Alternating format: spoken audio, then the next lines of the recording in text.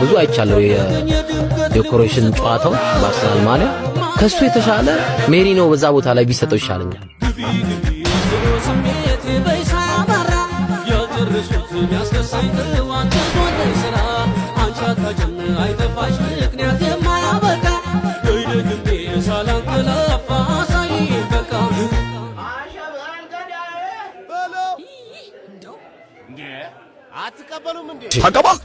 ተቀበል ኪያ አያገባም ተብሎ ሲታማ ቆይቶ ማስኩን ሰራባቸው የኮሬስ ተኝቶ